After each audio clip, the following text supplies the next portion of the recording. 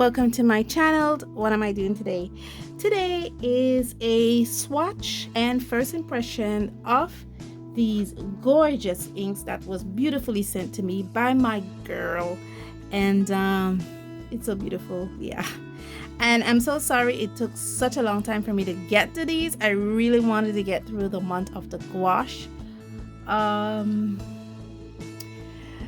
series, or yeah, it is the month of the gouache, because there's actually 30 videos in that playlist. So it's actually, if you should watch one video a day, it will be an entire month of the gouache and of gouache.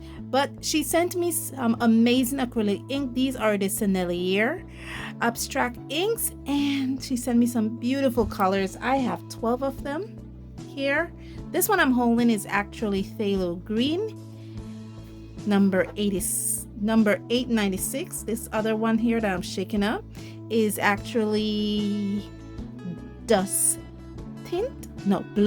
tint, number 650.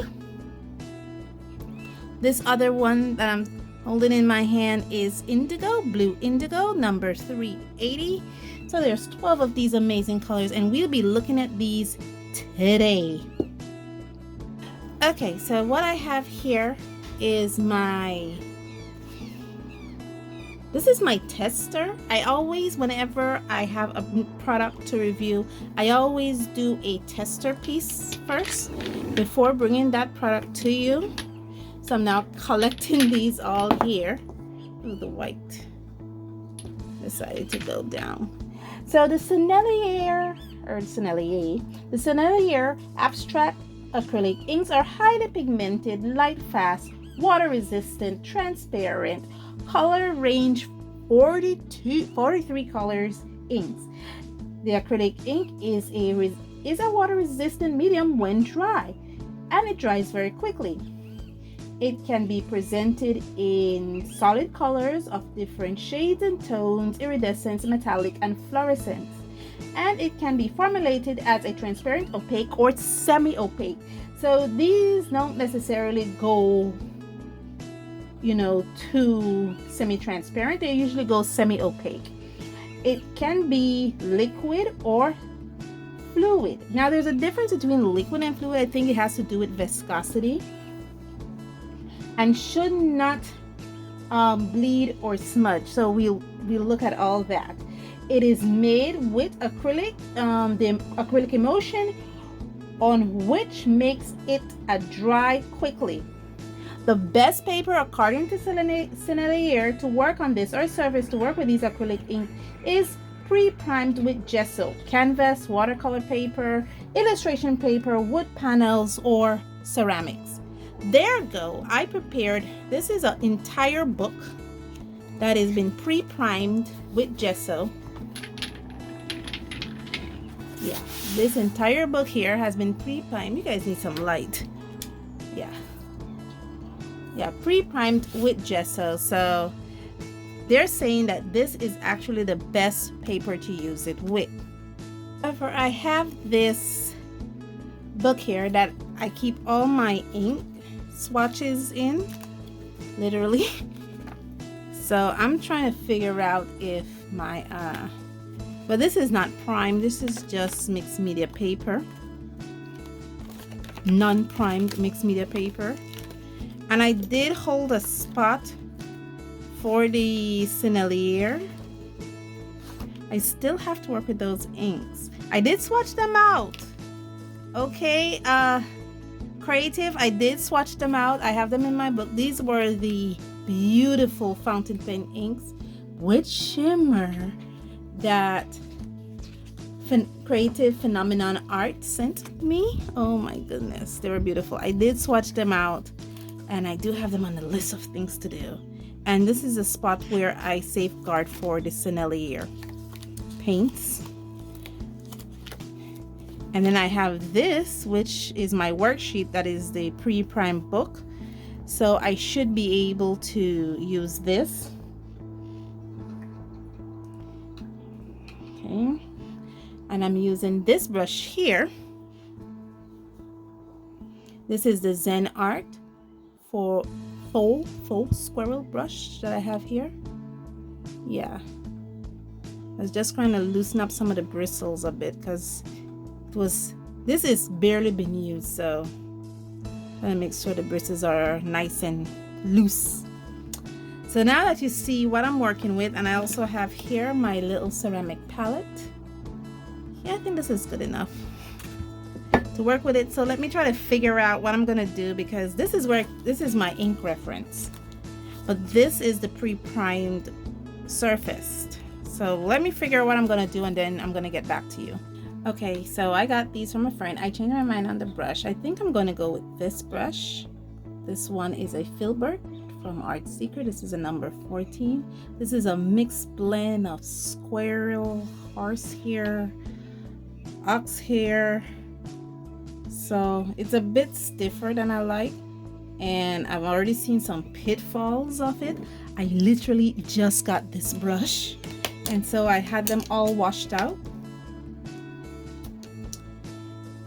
And I don't know, I think the Zen Art is a bit too stiff for this. So I'm thinking I'm going with the Art Secret instead. I'm noticing it has some scraggly hairs. Yeah, I'm in the process of, that's one of the things the month of the gouache taught me, that, you know, the type of brush I have. So I'm actually in the process of upgrading my brush collection, and so why don't I do this, and let me open this up and let's get to the time lapse.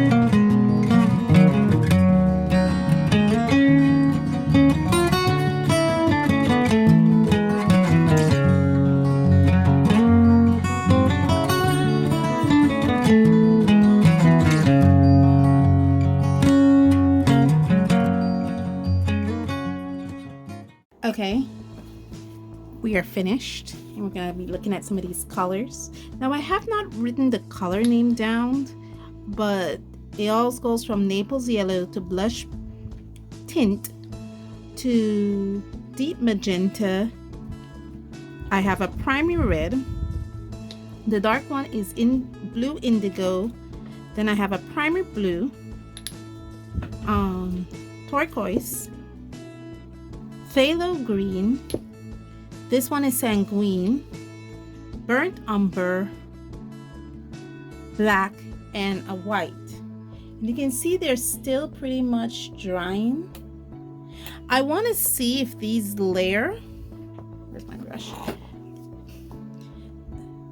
Okay, so since the primary, okay, this brush is still pretty much wet, so, and this is still pretty much dry. These first two are dry, so I'm seeing if I could pull any color out. Doesn't seem that I can pull color out of that. So let's see if I could put an extra layer of Naples yellow there, just to see if we can get it a bit darker than what it is right now, because right now it's pretty light. And I didn't want to dip my brush into the, just let's see if we get it a bit darker. And then for the blush tint, let's see if we could get it a bit darker than where it is now. I believe the blush tint having a bit of white in it. Yeah, it does have PW6 in it. So let's see if we can get it a bit more darker than where it is now.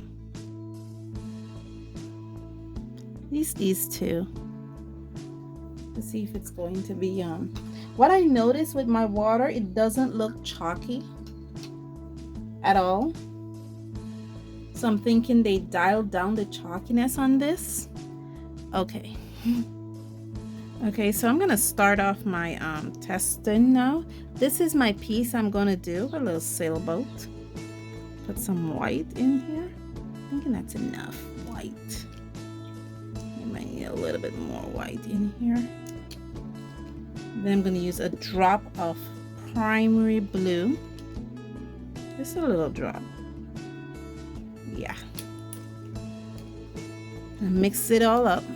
I'm thinking this brush is a bit too small for it. I might need to use the Lindsay brush for this. Yeah, I might need to use the Lindsay brush because I think the filbert is a bit too small to cover the entire area. But anyway, let's see if it's gonna give me the, ooh, that's really dark. It was only a drop of blue I put in there. Let's put a couple drops of white. Just 3 drops of white because I really want a nice sky color. Okay, there we go. Still a bit too dark, but I don't want to put too much white in it and then I don't have enough white. I'm gonna use my filbert just because I think that this Lindsay brush here that I have, which is the Lindsay 1-inch flat, is going to take up more paint in the brush than I needed. And these are fairly stiff brushes. So now that you see what I'm doing, let me quit the blabbering and we get to the time lapse.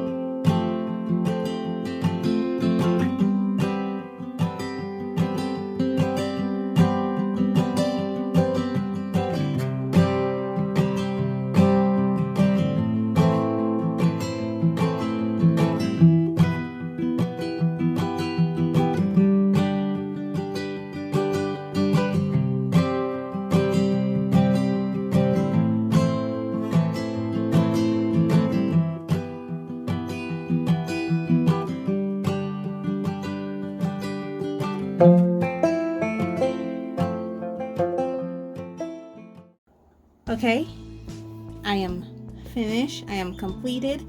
I can layer these, but it doesn't intensify the color when you layer them. It really doesn't. It just layers because the top layer is dry, so you can literally just layer on top another color, which is pretty cool. I have the white here. I wonder if I could do some like little cloud effects. No, the white isn't opaque enough for us to do cloud effects. Like, it's not. It is not opaque enough to do cloud effects. That is just basically reflections. Yeah, it's not opaque enough to do cloud effects on this, which is kind of sad because I really wanted to do some cloud effects. But it's not opaque enough to do cloud effects. So this is the palette I've used. As you can see, I used a lot of color. I actually think this is wastage because look at that. I actually mixed this color for both the sky and the water. With the water, all I did was add some of the turquoise in it because turquoise does have in the colors I would have used for the water anyway. I used a lot of the white. And it's hot here, and that's about it. Let me give you a nice unreflective view of what I'm looking at. Yeah, I really do like it. I like it. It doesn't it seemed to dry without smudging, as they claim it did dry without smudging. And yeah, I really did like it. I really love it, girl. It is amazing. I'm gonna let this dry off, and it's one of my prouder pieces. Thank you so much for gifting this to me.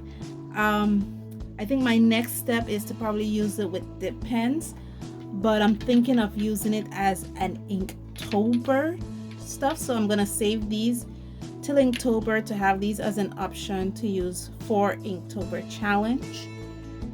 Maybe, hopefully, I'm not sure. Usually I have these big plans for when an art challenge comes. Oh, when the art challenge comes, I'm gonna use these mediums, and I set them aside.